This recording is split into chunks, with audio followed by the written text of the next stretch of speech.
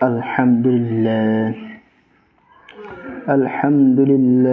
নাহমাদুহু ওয়া নাস্তাঈনুহু ওয়া নাউযু বিল্লাহি মিন শুরুরি আনফুসিনা মান ইয়াহদিল্লাহু ফালা মুদিল্লা লাহু ওয়া মান ইউদ্লিলহু ফালা হাদিয়া লাহু আউযু বিল্লাহি মিনাশ শাইতানির রাজীম বিসমিল্লাহির রহমানির রহিম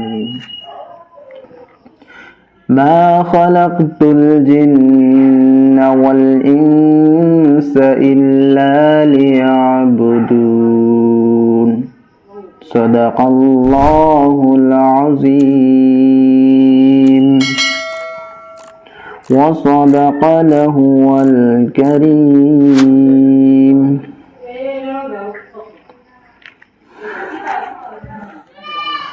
আজকে আপনাদের সামনে একটি কথা তুলে ধরব, সেটা হচ্ছে দুর্নীতি। আজকে আমাদের দেশে নয়, সারা পৃথিবী জুড়ে দুর্নীতি আছে, কিন্তু সবচেয়ে বেশি আমার কাছে মনে হয় আমাদের বাংলাদেশের মধ্যে সবচেয়ে বেশি দুর্নীতি। সেটা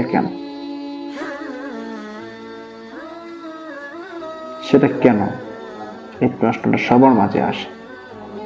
এই প্রশ্নের উত্তর, আমার এক কথায় উত্তর হচ্ছে, আমরা ইসলামকে প্রাধান্য দেই না,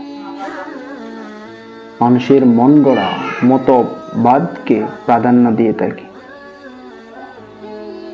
এর পিছনে আরেকটা কারণ হচ্ছে, আমরা গণতন্ত্র সিস্টেমকে আমাদের নিজের সংবিধান হিসাবে মেনে নিয়েছি, যে কারণে আজকে আমরা প্রত্যেকটা সেক্টরে দুর্নীতি আছে। আপনি দোকানে যান, সেই জায়গায় দুর্নীতি। আপনি স্কুলে যান, সেখানে দুর্নীতি আছে।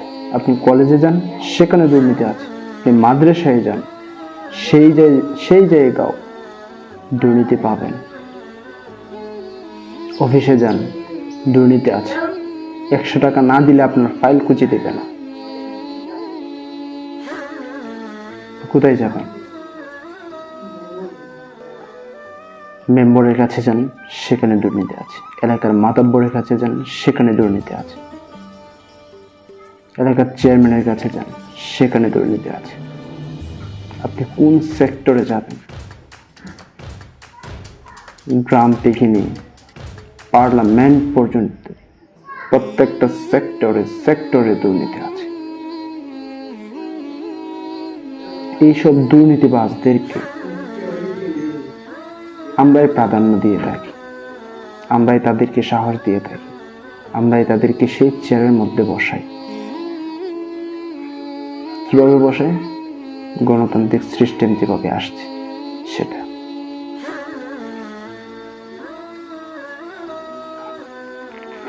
যেমন আমি একটা উদাহরণ দিই। আল্লাহ রাসূল সাল্লাল্লাহু আলাইহি সাল্লাম তার জীবন শুরু থেকে নিয়ে দীর্ঘ 17 বছর পর্যন্ত হিলফুল ফুজুল নামে একটি সংগঠন তৈরি করেছিল। কেন তৈরি করেছিল? এলাকার মধ্যে সমস্ত ধরনের অন্যায় অত্যাচার ছিল সে সমাজে। আয়ামে জাহেলিয়ার যুগে সে অত্যাচার ছিল। সে অত্যাচারকে এলাকা থেকে সরানোর জন্য, কমানোর জন্য তিনি হিলফুল ফুজুল নামে একটি সংগঠন তৈরি করেছিল। হিলফুল ফুজুল নামে যে সংগঠনটা ছিল, সেই সংগঠন দীর্ঘ 23 বছর রাসূল আকরাম সাল্লাল্লাহু আলাইহি সাল্লাম পরিচালনা করেছে। রাসূল পাক সাল্লাল্লাহু আলাইহি সাল্লামের 17 বছর বয়স থেকে দীর্ঘ 23 বছর পর্যন্ত, তার 40 বছর পূর্ণ হওয়ার আগ পর্যন্ত তিনি সেই সংগঠন পরিচালনা করেছেন। আর সেই সংগঠনটা একমাত্র করেছিল এলাকার দুর্নীতি এলাকার যত ধরনের অন্যায় রয়েছে সমস্ত ধরনের অন্যায়ের প্রতিবাদ করার জন্য, অন্যায় এলাকা থেকে বিচ্যুত করার জন্য, শেষ করার জন্য তিনি হিরফুল ফুজুল নামের এই সংগঠনটা তৈরি করেছিল। কিন্তু রাসূল পাক সাল্লাল্লাহু আলাইহি ওয়াসাল্লাম কি সেটা কমপ্লিট করতে পেরেছিল? হয় নাই। এলাকা যেরকম ছিল সেরকমই আছে, কোনো 19-20 করতে পারে নাই, কোনো মানুষকে চেঞ্জ করতে পারে নাই, কোনো মানুষকে বদলাতে পারে নাই। যেরকম অতীত ছিল সেরকম দীর্ঘ 23 বছর তিনি এই সংগঠনটার মধ্যে কাজ করার পরেও এরকম ছিল। কেন? কারণ সেটা ছিল রাসূল পাক সাল্লাল্লাহু আলাইহি ওয়াসাল্লাম তার মন গড়া মতোই সেই সংগঠনটা পরিচালনা করেছিল। যখন তার বয়স 40 বছর হলো, তখন আল্লাহ পাক রব্বুল আলামিন তাকে ওহী দিয়ে দিল। ওহীর মাধ্যমে তার নিজেকে কিভাবে সংশোধন করতে হবে, তার পরিবারকে কিভাবে সংশোধন করতে হবে, তার এলাকাকে কিভাবে সংশোধন করতে হবে, একটা সমাজ কিভাবে গড়ে তুলতে হবে, একটা রাষ্ট্র কিভাবে গড়ে তুলতে হবে, সেই সব কিছু ক্যাটাগরি রাসূল পাক সাল্লাল্লাহু আলাইহি ওয়াসাল্লামকে হাতে ধরে আঙ্গুল দিয়ে সুন্দরভাবে শিক্ষা দিয়েছে। কে শিক্ষা দিয়েছে? আল্লাহ পাক রব্বুল আলামিন ওহীর মাধ্যমে দীর্ঘ 23 বছর পর্যন্ত যে কোরআন রাসূল পাক সাল্লাল্লাহু আলাইহি ওয়াসাল্লামকে দান করেছে, আমাদের উম্মতকে দান করেছে, সেই কোরআন অনুযায়ী রাসূল পাক সাল্লাল্লাহু আলাইহি ওয়াসাল্লাম শেষ দীর্ঘ 23 বছর পর্যন্তই সেই সমাজ পরিচালনা করেছে।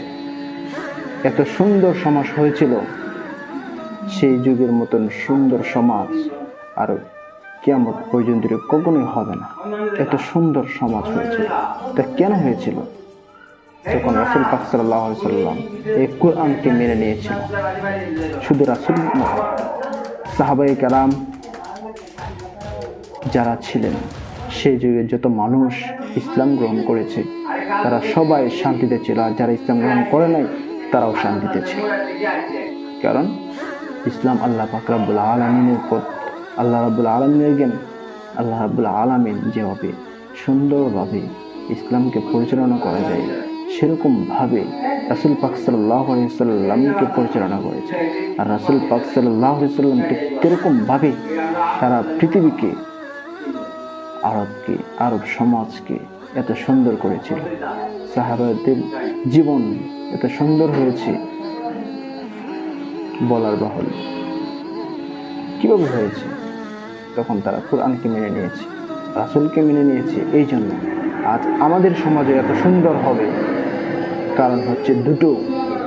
এক, আল্লাহর কোরআনকে সংবিধান হিসেবে মেনে নিতে হবে, আর রাসূল পাক সাল্লাল্লাহু আলাইহি ওয়াসাল্লামের হাদিসকে আমাদের জীবন স্ট্রাকচারের ভিতরে পরিচালনা করতে হবে, আমাদের বডির ভিতরে আনতে হবে।